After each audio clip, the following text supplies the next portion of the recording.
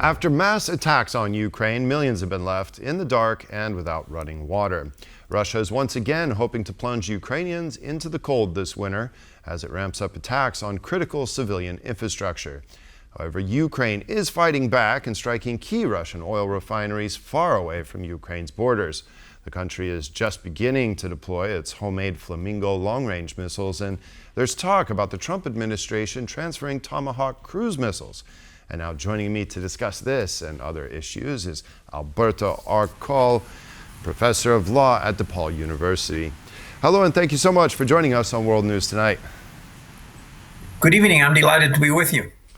Yes, now let's go ahead and start with those Tomahawks. Trump said that he thinks he has made a decision to sell NATO Tomahawks, allowing them to transfer the long-range missiles to Ukraine. Now, is this still somewhat Trump's way to send a signal to Vladimir Putin, giving him perhaps another chance to engage in some kind of peace negotiations? No, absolutely. I think that Trump has come to the conclusion that, at least for now, Putin is not interested in serious negotiations.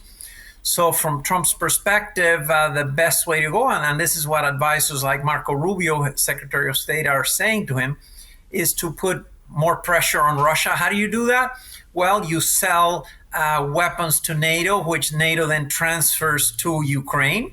It's a win-win for America. As you know, the president loves to sell weapons, loves to sell American products to other countries, paid for by NATO members.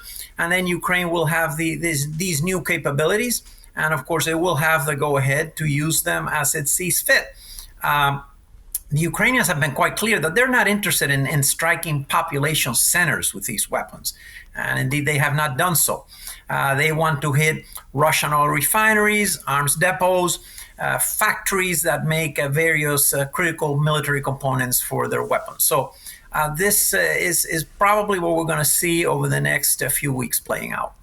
Now, if those missiles do indeed make it to Kyiv, the U.S. will still be in charge of what targets they do strike. What do you think would be acceptable, and where do you think the red line would be for the United States? Yeah, so as long as, and in fact, Trump has said so openly in some of his social media posts, in his Truth Social media posts, that he thinks Ukraine should start striking deep into Russian lines. That does not mean population centers. And again, Ukraine is not interested in hitting Russian population centers. So what would that mean? Well, Russian oil refineries, I think, are fair game. Factories that produce Russian drones, factories that produce Russian components for their air force, factories that produce different types of other weapons with which Russia is right now attacking Ukraine. All of that would be on the table. Now, what role do you think that the coalition of the willing can play in securing Ukraine's critical infrastructure, as there was just talk about that with President Zelensky, and how might coordination with European leaders evolve in this sense in the coming months? You know, I think Ukraine desperately needs air defenses. It has needed air defenses from day one, over 3 years ago. And Europe's challenge has been to develop a sense of urgency and also to restart its defense industrial base so that it can produce enough air defense weapons to pass on to Ukraine. Denmark, for example, has been one of the leaders in making this move. A small country, but it has very, very impressive capabilities militarily. So I think what you're going to see is increasing European urgency to transfer more and more air defense systems. I'm talking not just about Patriots, but about other kinds of anti-air missiles that can be quite useful to the Ukrainians. But it's a sense you need more numbers. You need lots of numbers, and you need larger volumes. And this is why Europe is finally come to the awareness that it needs to awaken that military industrial base that Europe allowed to go to sleep, so to speak, for 30 years following the end of the Cold War. Yes, now I'd like to switch gears a little bit. How do you see the hybrid war with Russia evolving? Now, NATO's, air patrols are more numerous, they're more frequent after these airspace violations. Where do you think we go next in terms of what we've been seeing along NATO's eastern flank? Interestingly, Trump also a couple of weeks ago said that the Europeans should start shooting down any Russian warplanes that intrude into European airspace. I think Europe is going to be a bit cautious about that, but certainly there's going to come a point at which if the Russians continue doing what they have been doing over the past few weeks, Europeans are going to NATO is going to become more aggressive about, first of all, shooting down drones much earlier, and then eventually, if Russian overflights become a serious issue, there are going to be multiple warnings again.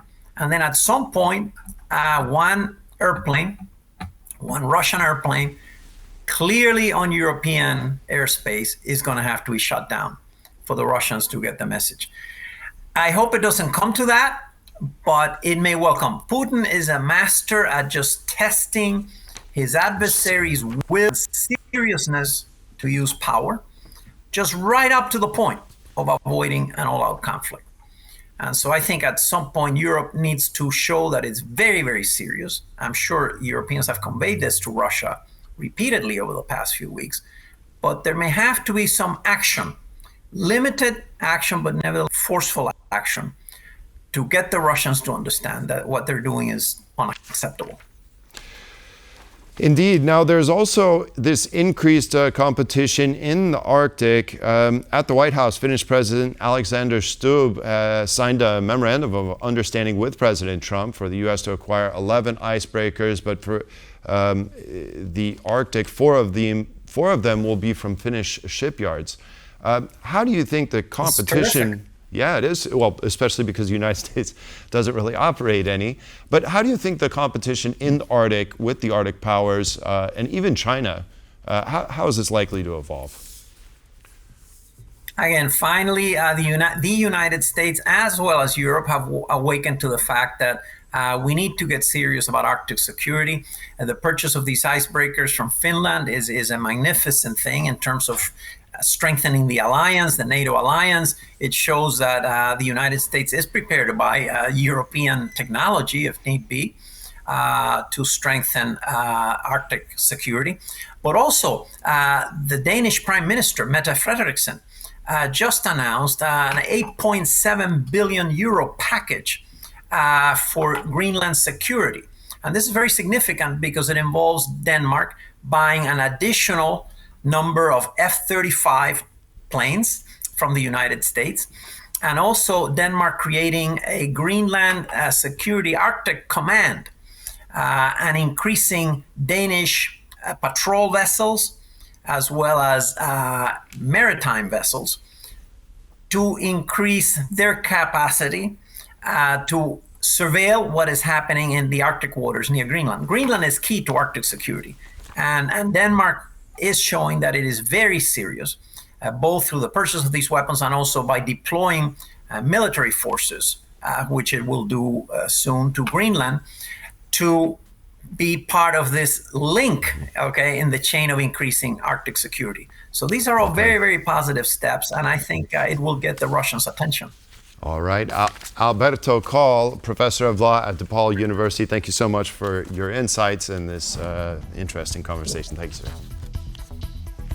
Thank you. And that concludes this edition of World News Tonight. Thank you all for joining us. Have a wonderful evening, and we'll see you next time. Good night.